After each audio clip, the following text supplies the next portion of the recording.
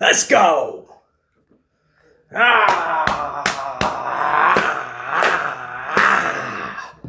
Put 'em up. It's time to wake up. Get up. And get amplified. Amped up for May 14 of the year 2025. My unit salute. A lot of good stories on the table today, man. A packed, jacked, stacked show for my amplified unit. A lot of good stories. It's AEW Dynamite tonight, so it's fitting that we have a couple of good AEW stories coming at you. Will Ospreay, if you thought he created a firestorm last week with his comments about WWE, you ain't heard nothing yet, man. If you thought he was going to water down those comments, a chance for him to backpedal, that's not who Will Ospreay is. That's not how he conducts business. Much respect, major props to Will Ospreay because of that. Because he was asked the same question. He was asked about those comments.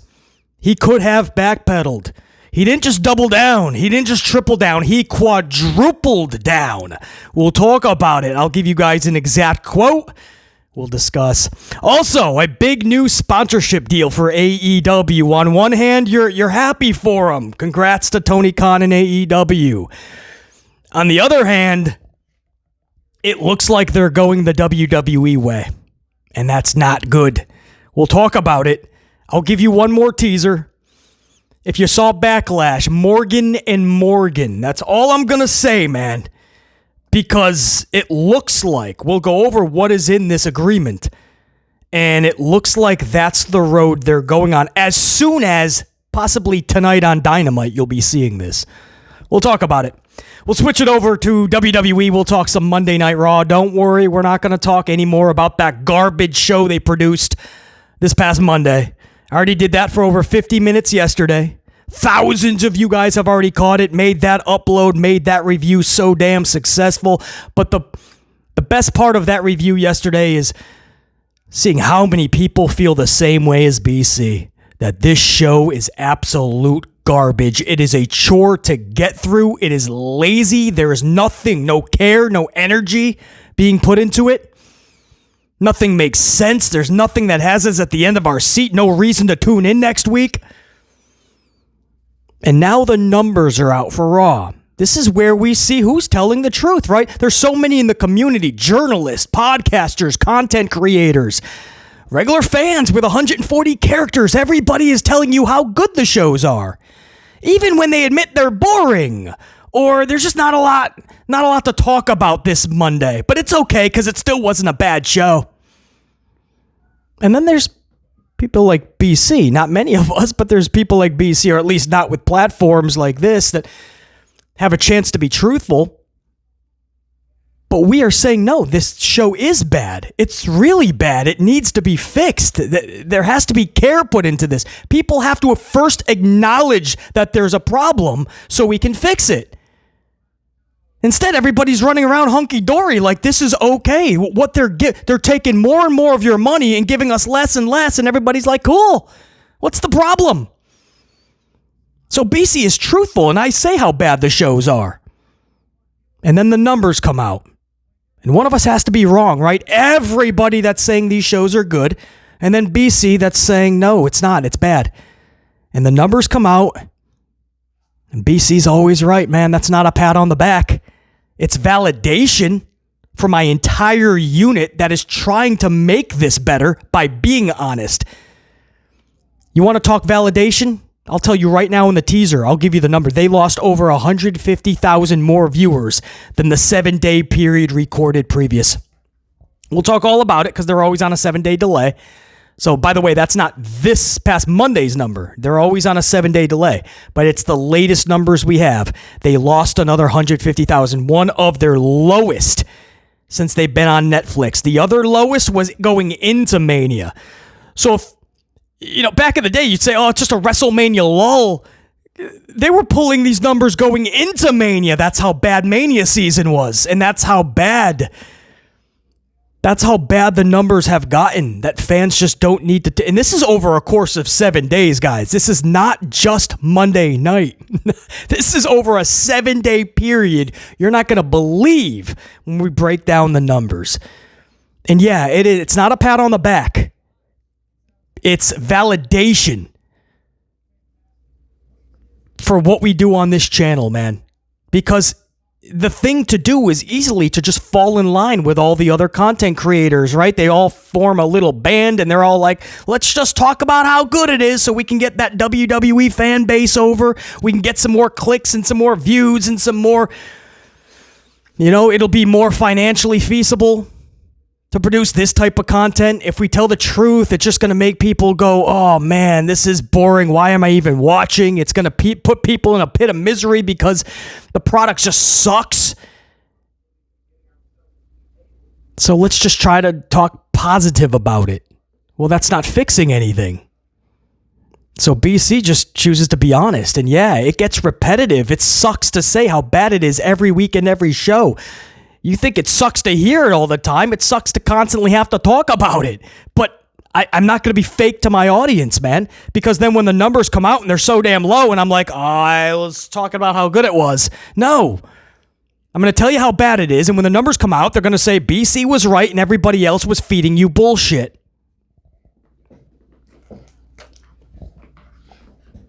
We'll talk about it. I'll give you SmackDown's numbers too, man. You think that went up dramatically? Nope.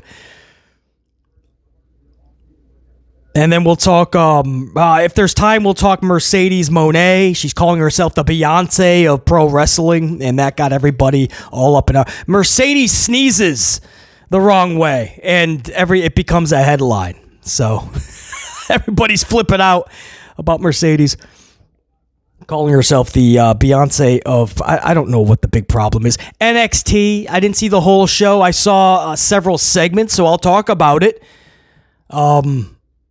So we'll talk some NXT for sure, and anything else, man. Like right before I started recording, I caught a little bit of Pat McAfee's show, and he had Halliburton on, and they were talking about how he and Jalen Brunson had that segment on Raw many, many moons ago. And it's just funny because if my Knicks can take care of business tonight in Boston, we're actually going to the conference finals. And it looks like it will be against the Pacers. So it's going to be Brunson and Halliburton, your two superstars facing each other. Old school WWE. If this was Vincent Kennedy, you'd probably have a mixed tag match at SummerSlam, man. Jalen Brunson and LA Knight versus Paul and Halliburton. Logan Paul and Halliburton, man. You get something like that. As a Knicks fan, it would be great to see Jalen Brunson just like a powerbomb Halliburton. But, they were talking about that, and they're not closing the door on that. That'd be interesting. All right, let's get into it, man. Take a swig of coffee, and then we'll get into... you know what? I want to start with the AEW sponsorship deal. Because on one hand, we're glad for them. That's cool, business. And on the other hand, whoa, let's not get carried away. So AEW is going the WWE way, a big product sponsorship deal with ID Rink. I may be saying that wrong. I don't know. IDRINQ. ID Rink. Very strange name, especially for the product that it is. It's supposedly a productivity drink. That's what it says on the can and everything. Productivity drink. I don't even know what that means. You drink it and you become more productive. So is it an energy drink? I would think it's an energy drink or along those lines. So it's not the first time we've seen this. WWE has Prime Energy. AEW had Ric Flair's energy drink, did they not?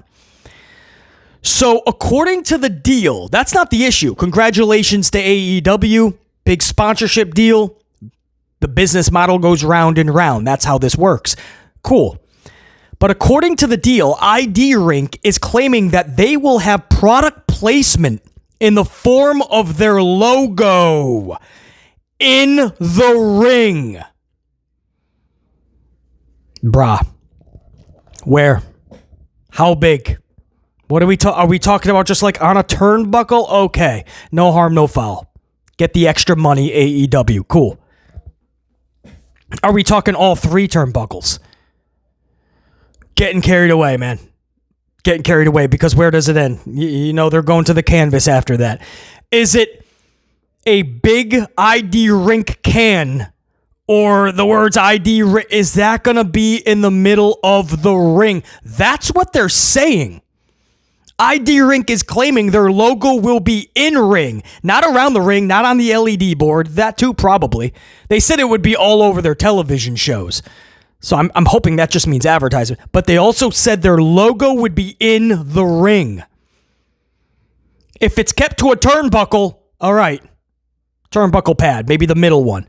If it's all three, we're getting carried away. If it's on the actual canvas, they have just went the WWE route, and it doesn't end there, man. If it starts off small, it's going to get bigger. There are going to be more. It's going to start getting really weird. We just saw Morgan & Morgan Law Firm on a pay-per-view premium live at Backlash. How weird is that? Morgan & Morgan. Where does it end? If tampons are shelling out the cash, you're going to reject them? You're going to see a big tampon in the middle of the ring? Maybe a Trojan condom? You laugh? We're a stone's throw away. You're pimping out the actual brand and the product at that point. That's the problem. I've been saying that about WWE. At what point do you have to stop and go, no, we have to protect the brand? I talk about the Yankees jerseys. To this day, they don't have the names on the back of the jerseys of the players. Judge doesn't have Judge on the back of his jerseys. Soto didn't. Oswaldo, we wish him the best after that gruesome injury a couple nights ago, but Oswaldo didn't have his name on. Goldschmidt doesn't. Garrett Cole, no. You know why? Because they want that jersey to be prestigious. That was the whole reason. Nothing else goes on that jersey but the number in New York. And recently, they went the advertisement route and they put an advertisement on their sleeve. Real Yankee fans, dude, we understand how business works, but that is not what you do, man. Steinbrenner would have never done that. George. At least it says Star. It's an insurance company, but it doesn't say, it just says Star. So, baseball, Star. Okay. At least it can go. We're taking on the Mariners. The past couple nights and today, we take on the Mariners. The Mariners is pretty funny. On their sleeve, they have Nintendo. It's pretty cool. It doesn't go with the jersey because their jersey is like white and aqua with navy blue. Something, and then there's just a red patch that says Nintendo. It's kind of funny. The Mets have some hospital, Presbyterian, I believe. So some of them are just weird and it doesn't fit. Yankees got fortunate. My point is that where does it end, man? Where do you protect the legacy and the prestige of your brand? I feel the Yankees should not, just for the extra cash, find other means to get it. But you don't do that to the jersey. That was George's. He made sure that everybody knew that. And then he passes away, and it's just like, sorry, that's business. Vince McMahon, WWE, they didn't want to pimp out that ring. Vince hated to even put the WWE logo. WrestleMania 12, I think they had the WrestleMania 12 logo, and to this day, Vince is like so upset about that he did that. He didn't like it. Nowadays, I mean, it's just... Greed is at an all-time high, and it's just about getting every penny. It doesn't matter. If there's an area of that canvas that doesn't have an ad on it, we're going to put an ad there. And we joked about it at Backlash. It's not really a joke. It's only a matter of time before the wrestlers are coming out with patches of advertisements on their gear or on their robes, hats, boots. It'll be like NASCAR. It's going to be like NASCAR, man. Miz is coming down with M&Ms on his robe. Charlotte's coming down with Coca-Cola. It's only a matter of time, man. Or they'll try to like match it up to what it kind of goes with. So like Tiffany Stratton is literally promoting the Barbie brand. I guess you could do things. Where does it end? AEW, man, they could see this and see that a lot of fans are like, dude, wow, the greed is at an all-time high. And this was the chance. I understand how business works, trust me, but this was AEW's chance to truly be different. Those other guys, they're all about money and greed over fan experience, the fan viewing experience. The product that Tony Khan needs to be showcasing right now is AEW. That's it. You want to put something on your canvas? AEW, that's it. If Vince was in his 6th or 7th year, it would not be wise to start putting Nintendo in the middle of or Atari in the middle of your ring, or Coca-Cola, McDonald's, right in the middle of his ring. It's not smart business. You want to just promote what you are. And especially if WWE is going that route of nonstop greed, I know you can get a little bit of extra revenue. I get it, and it could be beneficial. But you have to build your brand right now, man. So to some people, not a big deal. Oh, it's all right, BC. I can watch all these matches with a giant energy can in the middle of the ring. I can watch with a giant yellow letters, Morgan and Morgan. Yellow of all, yellow. You talk about an eyesore. Planes, if there was not a roof on that arena, planes would think it's a tarmac, and that's where you land. That's how much of an eyesore that Morgan and Morgan was last Saturday night at Backlash. So for some fans, it's not a big deal. I can watch the wrestling action, just ads. It's the way the world's going, Beasley. And then there's people like BC who no, that's unacceptable. At a premium live event, you're covering your entire ring with Morgan and Morgan giant yellow letters. Now, I don't know. We have to see the size and scope of this. Guys, this could be a little turnbuckle placement.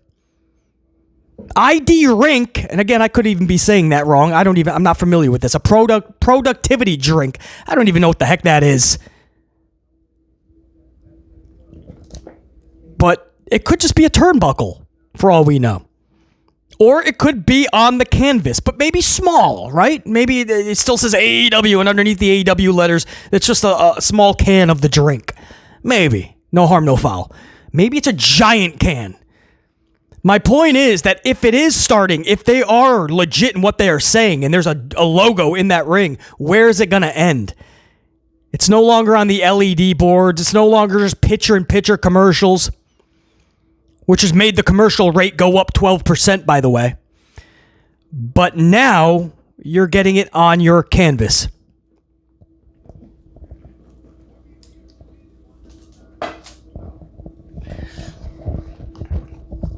Watching Io Sky take on Julia in the future with Morgan and Morgan.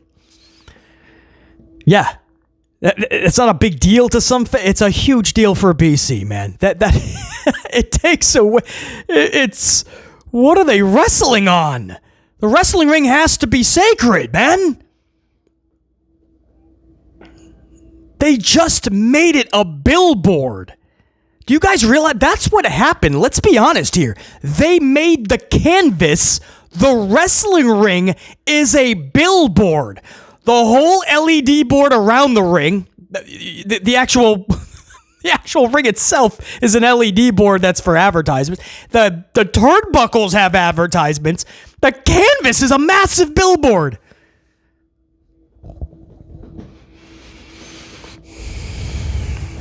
Again, I really hope this is not going to be a big deal.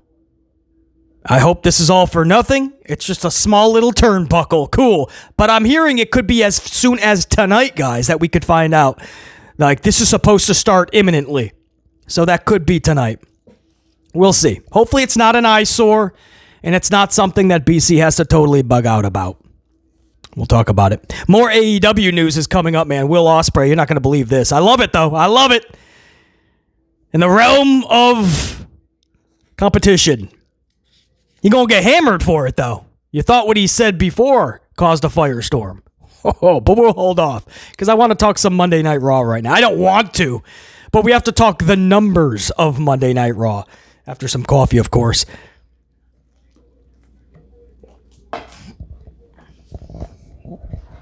So Raw's rating, this is on a 7-day delay. That's how Netflix runs their shit for some reason. I don't know. And that is also, a part of that is because they run these numbers on a full 7-day period, a full week. So guys, these numbers is not for one night. This isn't just like Monday night pulled this rating. This number is from a full 7 days. That's what makes this even more dramatically, alarmingly pathetic.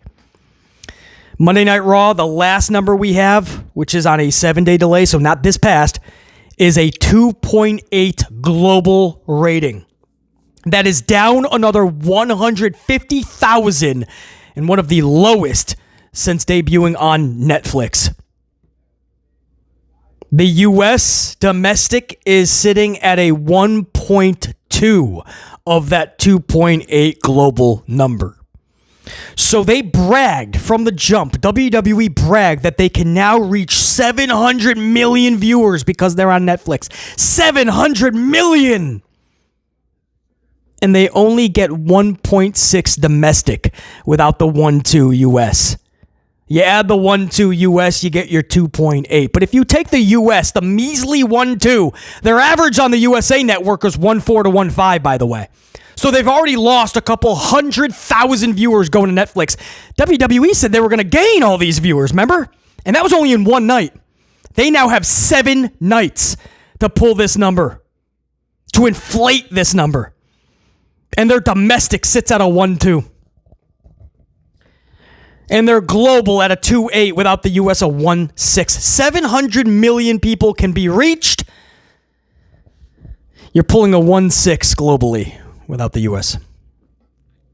And if you want to add the US in, you give that straight 2.8 global viewership. I would have to ask, where is the other 697 plus million people that you could potentially reach?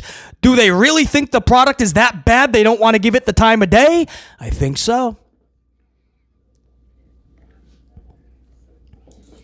There was a time the US alone would nearly triple that global number. That 2.8? What's triple 2.8? What's 6, 6, 8, 7, 6, 8, 4? 8.4, correct? 8.4. WWE would nearly triple what they have global right now. They've done that in the past. There was a time. I understand times have changed, and I was going to say, and streaming is now the king. This is streaming.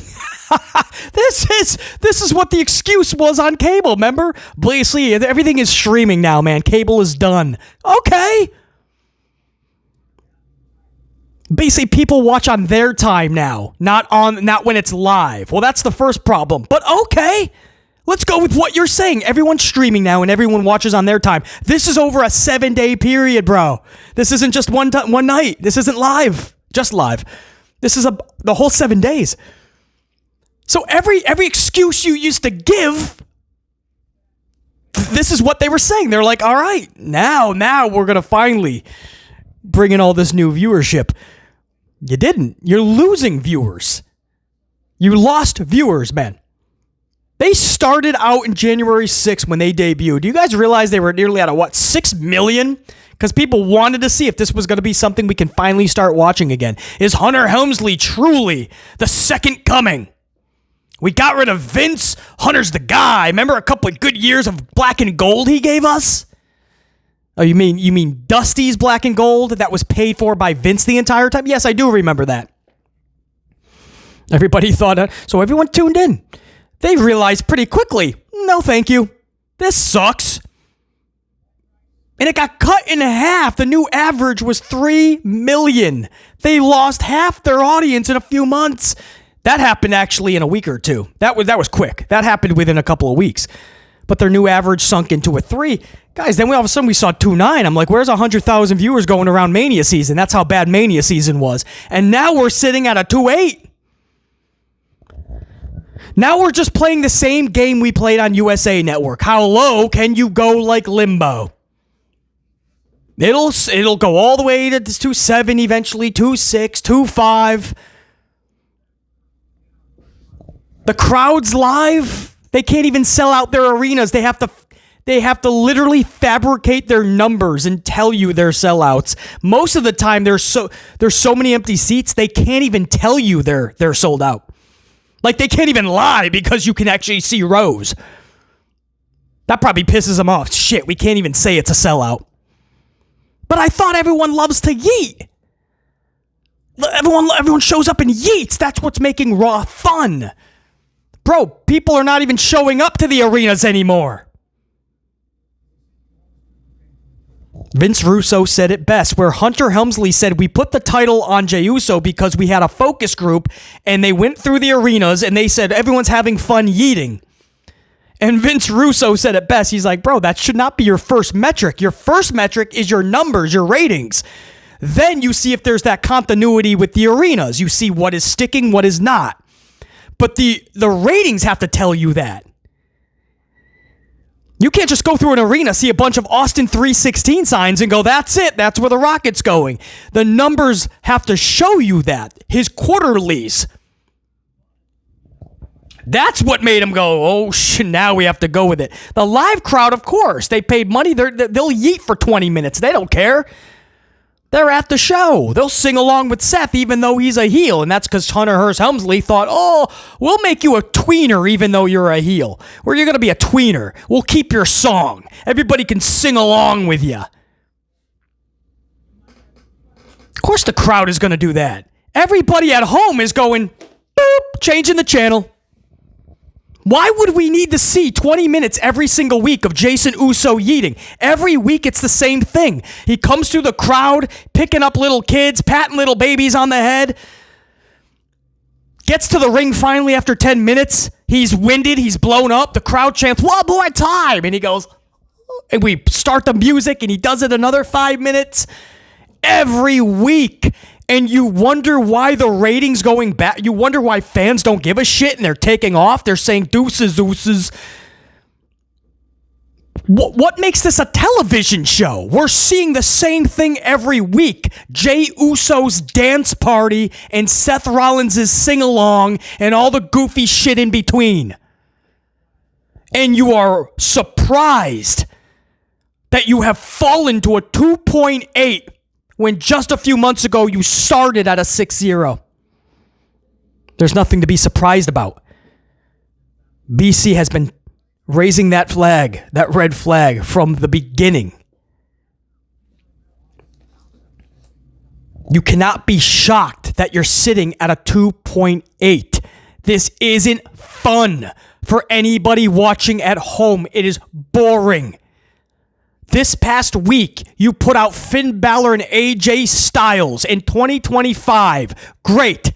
Awesome. Maybe we'll get a good wrestling match on a wrestling show. Yeehaw! The Boar Raiders versus the Creed Brothers. Maybe it'll be a good wrestling match on a wrestling show. Great. Yeehaw! You have... I can't even remember any. There's just a bunch of matchups. I don't even know. Penta and Chad Gable. Again, another rematch. Penta and Chad Gable. Yeehaw! Great. Wrestlers on a wrestling match. A wrestling show. Awesome. Is there anything going on? Is there anything to get excited about? Is there a reason to tune in next week? Is there storylines that we're like, whoa? No, there's not. There's not. You know what the wrestling community is trying to fake their excitement on? Who could the third man be? For Team Rollins, Team Paul Heyman. They don't even have a team name. They're trying to think of a name. They're trying to trademark names. Not like it would matter. He's going to have to sing along, and people are going to cheer him, and then they're going to boo. He's a tweener. We don't know what they are. Paul Heyman is a shell of what he once was with this new group. Seth Rollins is the ultimate tweener, and Braun Breaker is the sidekick doofus. They're running away from the faces this past Monday, looking like geeks because there was too many faces. There was 3 of them. So now the wrestling community's big storyline is, who could the third man be? If you're over the age of 12 and that's truly exciting you, if you're an adult and you spend a half an hour talking about who the third man could be, that's the reason we're at a 2.8. That's the reason. If you think on this channel, BC and the unit, we're going to geek out to the point where we're going to spend a half an hour talking about who the third man could be Austin Theory, it could be Sami Zayn, he could turn on Punk. Oh my goodness, all these options. What does it matter? The group sucks. You can add a 4th, a 5th, and a 6th man. All it'll lead to is a bunch of tag matches, a bunch of 6-man tags. WWE doesn't know how to do factions anymore. They don't. Factions used to be fun. Now, they're not. Now you see Braun Breaker and Seth Rollins and you roll your eyes just as if you were seeing Seth by himself doing a sing-along. Or Braun Breaker's goofy-ass booking. Now the only difference is they're together and they have Paul Heyman being dragged down with them. BC's the only one to shoot this truth out at you. Now, if I spit this truth every single Monday Night Raw review and in uploads like this and the ratings showed otherwise, If this number came in at a 3.5 and they gained over 500,000 viewers, BC would take the ultimate L. Shut the fuck. No doubt I would. Switch up the topic because I was wrong. L. I would take it. Got no problem taking L's if need be. If the ratings showed otherwise and BC and the unit felt differently, well, we were just wrong, man. But that's not the case. I'm the only one in the community to spit this harsh of a truth, but because it is amplified honesty. What others look at as harsh, I call amplified honesty. I spit this out at you guys, the number comes out, and we're right. We're right, man. Everybody else is telling you how good the show is, but the number is telling you everyone's flocking away. This is over 7 days. They can watch on their time. In over 7 days, people said, no, thank you. I don't want to watch Raw. So yeah, it's validation for all of the reviews and all that goes into it. Because I know it's not what everybody wants to hear. You're right? WWE, like fans that really want this company to succeed like we all do and want it to be the best so we can truly be excited. They come across this channel and they hear BC just ripping it apart and they're like, oh, earmuffs. I can't hear this, man. I support WWE. Well, if you did, you'd be honest. But a lot of these fans are younger and they don't even realize the potential that this company has. They don't know the Attitude Era or even Ruthless Aggression, even the Golden Era. They don't know how good wrestling can truly be if the people at the top truly cared about it and invested the time, the energy, the resource, the creativity that needs to be invested. So a lot of these younger fans are like, this is wrestling, isn't it? See a bunch of wrestling matches. And then we'll watch Hearst Helmsley on the new show Unreal expose all of it. Tell us what went into it. How was that fun, man? How was it fun to see Jason Uso turn into Super Uso? He's doing Roman Reigns' spear. He stole the Roman Reigns spear and is beating people with it. He stole Gunther's choke, and he's even beating Gunther in 8 seconds with it. Supposedly, in WWE's logic, Hunter Hearst Helmsley's logic, he performs the choke better than Gunther. He tapped out Gunther in 8 seconds. Gunther could not tap out Pat McAfee in 3 minutes. So he turned into Super Uso by stealing everybody's move. He wins the Rumble. He wins the championship at Mania. And you see Hunter Helmsley on this new show talking to Jey Uso and informing him that he's going to put the entire company rocket on him. We're gonna put the biggest rocket on you, man. You ready? We're gonna give you the whole company. We don't need to see that because now we're actually seeing that.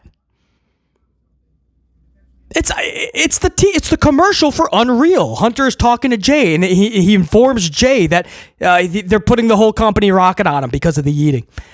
And then you all of a sudden see him turn into Super Uso. He's beating people like Gunther in 8 seconds for a championship, tapping him out. He's beating everybody. He's picking up the babies and putting glasses on the kids. It's inauthentic now because we just saw Hunter. I mean, we know, right? We know the company decided to go that route. We didn't actually need to see the recipe being created. Because now it makes them no better than Charlotte, man. We just know that the company is just putting the entire company, that everything, every resource into it, when they know that at least half of their audience is not on board with this Jey Uso run. That's my favorite tag team, the Usos. I'll be the first to tell you, Jey Uso or Jimmy as a singles wrestler is half of what they are as a tag team. I mean, Jay's winded by the time he even cuts a promo, and you wonder why 99% of his singles matches are rough to watch.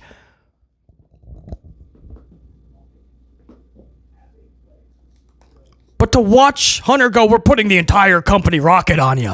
And then you see all this, like, supernatural, basically, man. Jey Uso has turned into superhuman. He's Jey Uso, the tag team guy. If he hits the gym, maybe it's once every couple weeks. It's what it looks like. That's just fact, man. Much love to Jay, but I mean, that's not the pillar of somebody that would be choking out Gunther in 8 seconds and knocking people out with spears. But that's what they turned Jay into.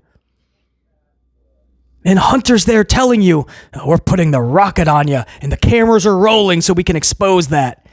It makes him no better than Charlie Flair, man, just without the 14 titles. I can go on and on and on with the issues that is making Monday Night Raw fall from a 6-0 global after 7 days, a 6-0 debut, to a 2.8. Yeah, validation. Basically, he's so harsh. He's too negative of a critic. He seems like he never likes the WWE. I'm right. More people have decided they don't like this current shit product. 6-0-2-8, do the math. More people left than stayed after that debut. I was right. Everybody else you listened to or watched, they were wrong, man. They're feeding you bullshit stew, probably for their own narrative or agenda. And that's up to you if you want to continue to support stuff like that, man. Maybe these people are wildly entertaining, or if it's a journalist, maybe you really like their articles. That's cool. But just know, it is bullshit still. It's not the truth. Right? You have to come to BC for that, because the facts are backing up every one of my words. Even if you don't want to hear it, I'm still being the most honest with you. 2.8. If I cut these reviews and the numbers were different, I'd pack up shop. I'd just be like, that's it, guys. I clearly have lost touch with it. I'll take the L. I'm done. But the numbers are telling me I am right in every word that I am saying. I'm very much in touch. It's WWE. It's Hunter Helmsley that is out of touch. 2.8. We can now reach 700 million viewers. 2.8 over 7 days globally. 1.2 domestic. Good job, Hunter Helmsley, at making people, droves of people, go away at lightning pace. This dude managed to lose over half his audience in just a few months. Wild, man. Absolutely wild. Let's go over to, I want more coffee. And then we'll go over to Will Ospreay. Well, let's talk Mercedes. You hear this one? Mercedes says she's the Beyonce of WWE, and fans are once again flipping out. Beyonce? Are you kidding me? They said, you're not even Kelly Rowland. Much love to Kelly, by the way. But fans are really like, I said it in the cold open teaser, man. Mercedes can sneeze the wrong way and people would just jump down on her. Why'd you sneeze left? You should have sneezed to the east. That's where you sneeze. So Mercedes has called herself the Beyonce of professional wrestling. I didn't read the article or anything like that. I just know she said that, and I know that a lot of fans just started going, what are you talking about? You're not as good as you think you are. You're not Beyonce. She is, though. She is good. Not Beyonce. I don't know. That's whether she's Beyonce or whether she's fucking Carrie Underwood, I have no idea. But I can say this. I've said it a million times on this channel, and I'm going to say it again. And I know there's a lot of people that don't like Mercedes that are probably watching this right now, listening to this. But it's the truth. Mercedes in that ring is one of the best to ever do this, if not the best. And here is why that is said. That is not just an opinion from a fan. That is a critic. That is a critic who is breaking down the facts, because that's all we have to go on. We all can say that our favorites are the best, or individuals that we like are the best wrestler ever. But the facts have to tell us that.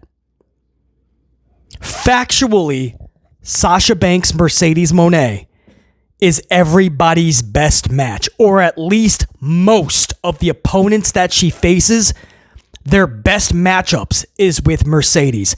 I have said that, again, if not the best, one of their best. Charlotte, several times, their best match, Charlotte's best match, was with Sasha. Becky Lynch, Sasha. Bayley, several times over. Sasha. Io, a couple of times. Sasha.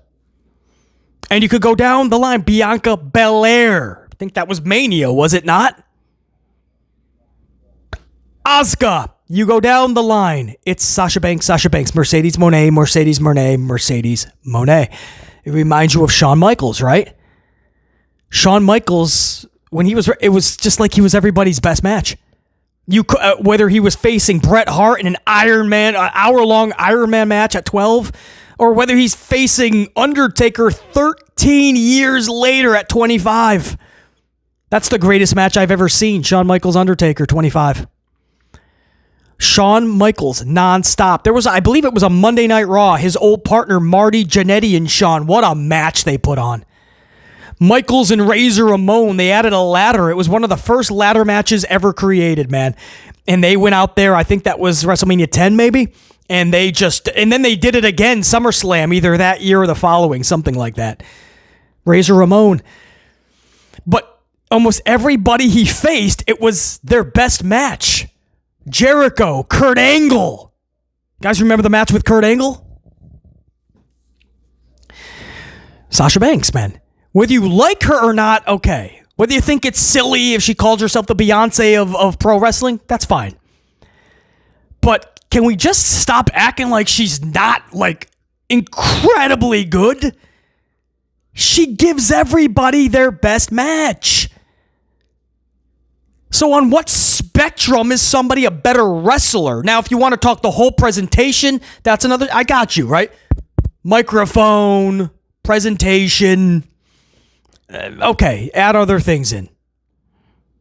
But the wrestling matches, the mannerisms, the expressions, the cadences, selling, all of it, psychology. And of course, the skill set, the sequences. Guys, I mean, I don't have to be a Mercedes fan or supporter to be bluntly honest with you as I always am. You're not going to come across somebody as good as Mercedes in that ring too often. Io is really good. You guys know how much I support Io. I could easily say Mercedes is better. Just match-wise. I'm because you're not, that's just, and veteran subscribers know how much I adore Io. But Io's not everybody's best match. Bianca Belair. I love Bianca. She's so good, and she just gets better and better. She's not everybody's best match. Bayley, we all know is good. Hunter Hearst Helmsley's the only one that doesn't know she's good, it appears. Bayley's not everybody's best match. Natty Neidhart trains a lot of the women coming up. Now, that's how good Natty is. Natty's not everybody's best match. Rhea Ripley is not everybody's best match. Not even who else? Who else? What's her name? Liv Morgan. You guys know how much I like Liv and how much I think she has gotten so much better week by week, match by match. She's not everybody's best match, man. Toni Storm is not. Penelope Ford is not. Saraya was not. Britt Baker, if she ever comes out of the woodwork, if she ever shows herself again, tell Britt Baker the same thing. Mercedes is in a league of her own. There's not too many people. Julia, man, if you guys saw some of the matches she had in Japan. Yeah, it's just Mercedes did it time after time, match after match. And when every one of these wrestlers turns around and says, what were my best matchups? It's like Mercedes is going to be in nearly everybody she faced. How wild is that? Anyway, that had to be talked about because it's just, sometimes we take what we like and we put it on a pedestal it shouldn't be. Like, because we like something, we think that automatically equates to good, great, epic. I like Jinder Mahal. By today's measuring stick, he should be the world champion right now. He should have all the titles in WWE because I like him. I think he's good. That's not the case. That should never happen. No way. That's not best for business. I understand that. I'm not a big supporter of Rhea Ripley, therefore she should not get the spotlight is not an accurate assessment. Just because I don't see much in Rhea doesn't mean that I'm not happy for her and I don't see something. I definitely see marketability. I see why WWE would push her. I'm not a big supporter, but I can see why the company would go that route. So just because I don't like something doesn't mean I'm going to go, that's got to be off TV. So then we just go to facts, man. Facts. Mercedes gets some weird backlash in this community. Just saying I'm the Beyonce of wrestling, man. Having a little bit of fun. Fans get outraged. No, you're not. You're just one of the Dixie Chicks. Let's stick with Ospreay. What do you guys think? Will Ospreay recently doubled down on his comments from, I think, just last week. He was asked about WWE, and he said straight out, he said, I feel we're better than them. I think that we have the better wrestlers, basically, and this set off a whole firestorm, obviously. So he had a chance to kind of backpedal, put some water on that fire when asked about it again recently. He chose not to. He didn't just double down. He didn't just triple down. He quadrupled down. You guys ready for this? This is a quote from Will Ospreay in regards to WWE.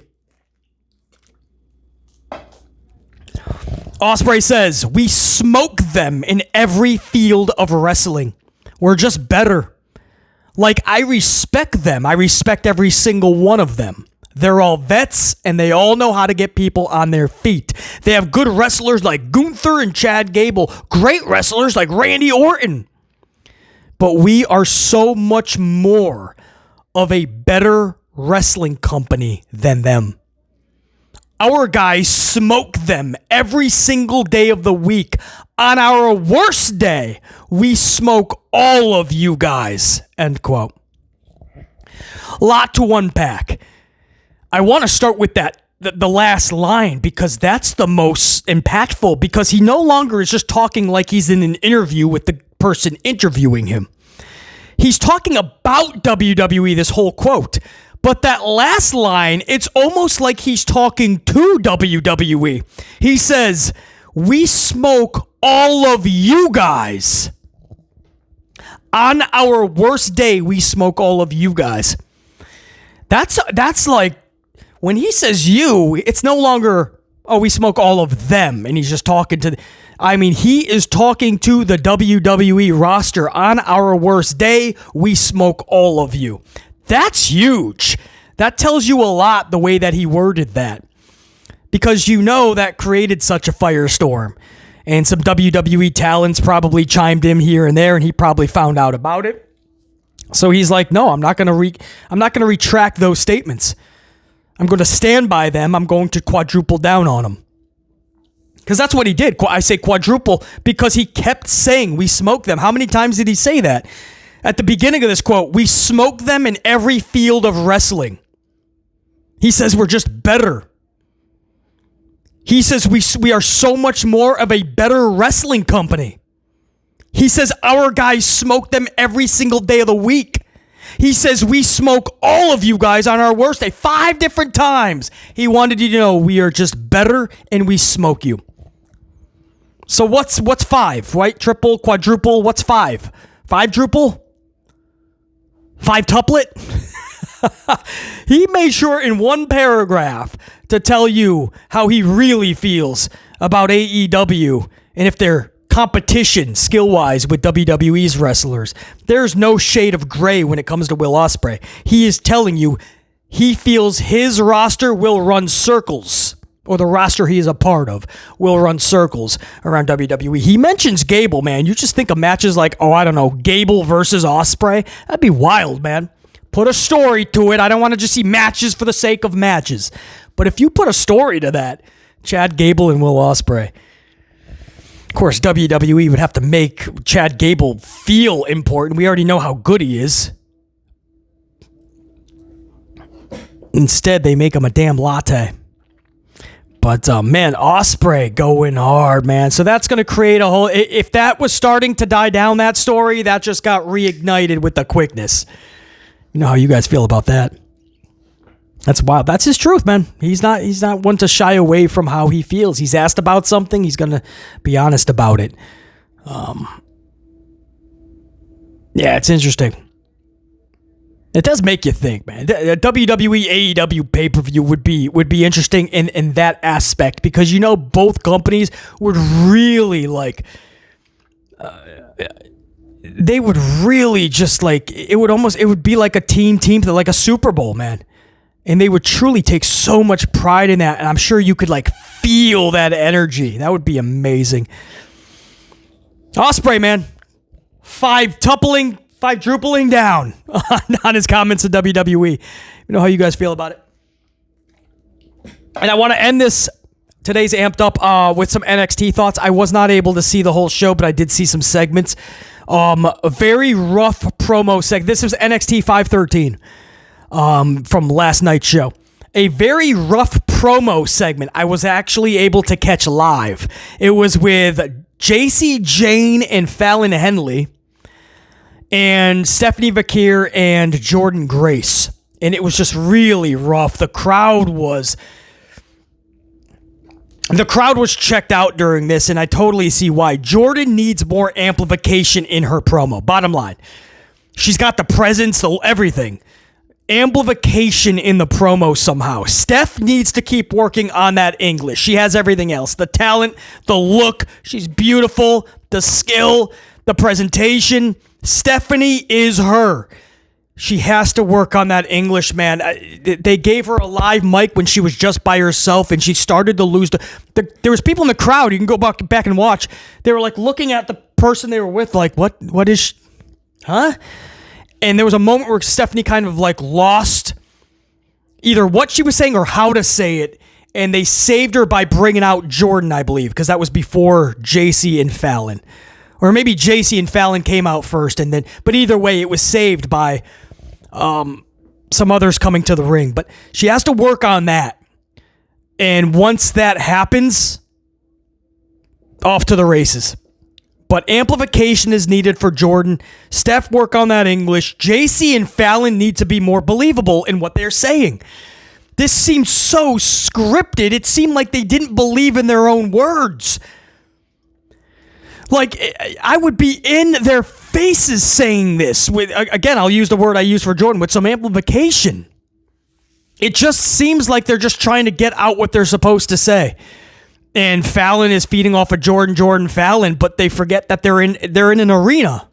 I mean, or whatever it is. A few hundred people at least are in there. There's an audience. Project yourself. Get into it. It was just very, very, it's just not believable. JC Jane and Fallon Henley, that was rough. And I think it was already rough with Jordan and Stephanie anyway. And they're supposed to be the heels that are supposed to ignite the audience into feeling some certain way. They did not do that, man. That was very rough. It felt like they were just they were at just dinner, and there was a little bit of a beef or something, and the girls are like, oh my God. And why can't I get a word in? Let me talk for a second, okay? This is what's going to happen. No matter who wins with you, you're going to have to face the fatal influence, okay? We'll be waiting, and we're going to face one of you. All right.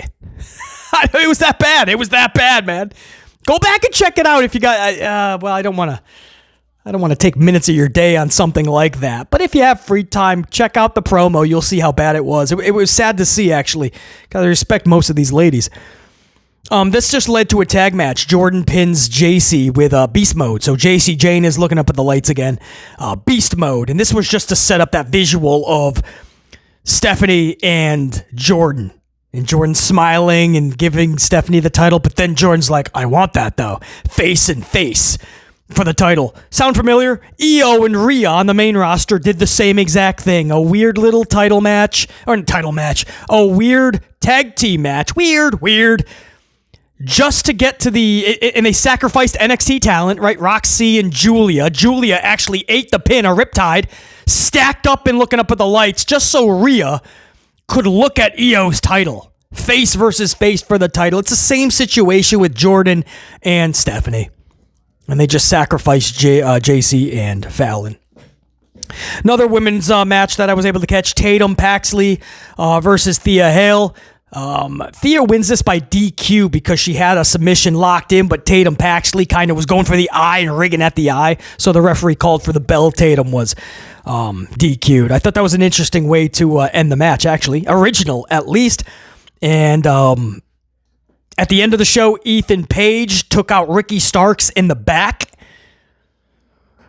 So that's obviously leading up to their title match, man. Ethan has had enough with Ricky, walking around backstage like he is everything in that company. And I always said when Ricky showed up, Ethan got hurt the most. Ethan was the new big shiny toy from AEW, and then Ricky came over, and it was like, Ethan who? So, there is that sense of believability for what they have. I was able to catch that, so I'm glad I was able to talk about that for a minute. And the highlight of the night for BC was Stax and Tony D. While Tony D is having his match in ring, Stax shows up on the Tron. Stax is at the safe house. And Stax is like, you know how many people we stored up in that safe house? You think I'm not a step ahead of you? He's like, I'm going to go check in on Rizzo while I'm here. And Tony D's like, nah. Tony D takes off. Later in the night, we see Tony D in hot pursuit. They're in the vehicle, and Tony D's trying to get to the safe house. Jumps out, goes to storm in to check on Rizzo. Stax comes out of nowhere behind another parked car or a bush, and Stax takes him out at the safe house. I just love when you can get away from the ring and actually tell a story and participate in what is a television show. Because that's what this is at the end of the day. Here's a wild concept. Be entertaining and tell a story and be a television show. You're a pro wrestling television show. I loved it. That's thinking outside the box. That's getting original. A lot of resources. It takes a lot of thought. It takes a lot of approvals. I mean, you're talking about jumping in a car, going to a house, all this stuff. And it was done. It takes a team. It takes a village sometimes to produce good television, but they did. We just need to see more stuff like that. It has to be the new normal to create fun stuff and have fun. The writers have to be having fun. That's the only way that the television show can come off as fun, and other people can have fun with it. The writers have to have fun. I always tell the story when Vince and all of them would be writing. It would be at Vince's house at the pool. Linda would be coming out with the cocktails or the Kool-Aids. Vince would stop the writers' meeting like every now and again and just shove somebody in the pool. They'd try to get Vince in. A little halftime, and then they jump right back into the writing. Vince Russo talks about him and Ed Ferrero be just eating takeout, watching Jerry Springer, laughing, and just going, hey, what if we did this and this? It's got to be fun. It can't just be something where you're at a desk and you're just in 5 minutes writing a whole show. We'll do a tournament. There you go. That takes care of 4 weeks. We'll just have a can they coexist storyline here. That'll take care of 2 or 3 weeks. We just get the same old status quo, man. Think outside the box. Have a little bit of fun with this. NXT explores different options, and I love that. All right, that's what I got for you guys, man. Again, there was more stuff on the show. I just was not able to catch it as of this recording. So that's just what I was able to catch. New York Knicks tonight, huge playoff game. If we win, the Celtics are defeated. They're done for the season. We go on to the conference finals, which it looks like will be the Pacers.